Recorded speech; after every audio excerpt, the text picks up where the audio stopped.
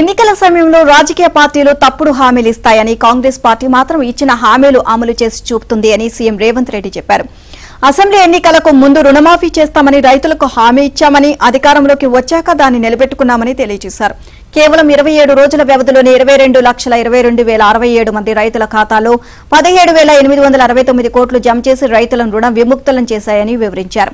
ఇక ఈ మేరకు ప్రధానమంత్రి నరేంద్ర మోదీకి రాసిన లేఖలో పేర్కొన్నారు. మహారాష్ట్రలో శనివారం నిర్వహించిన బహిరంగ సభలో మోదీ మాట్లాడుతూ తెలంగాణలో రైతులకు రుణమాఫీ చేస్తామని కాంగ్రెస్ పార్టీ బోటకపు హామీ ఇచ్చిందని, ఈనాటికి రైతులు రుణమాఫీ కోసం ఎదురుచూస్తున్నారని అన్నారు. ఈ విమర్శలపై సీఎం రేవంత్ రెడ్డి ఆదివారం స్పందించారు.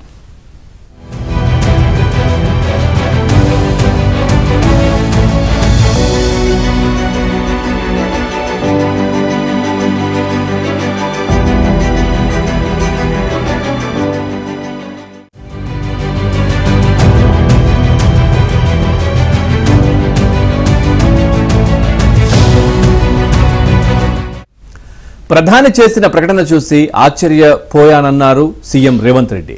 వాస్తవ విరుద్ధంగా ఉన్న మోదీ ప్రకటన బాధ కలిగించిందన్నారు.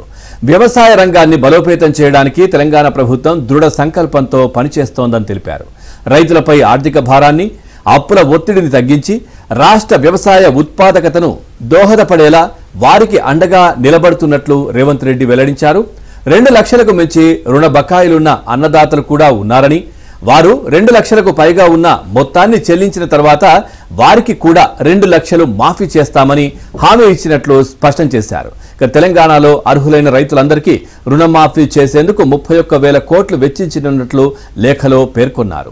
ఇక రైతులపై ఆర్థిక భారాన్ని తగ్గించేందుకు తెలంగాణ ప్రభుత్వం చేస్తున్న ప్రయత్నాలకు కేంద్ర ప్రభుత్వం మద్దతు చాలా అవసరమన్నారు.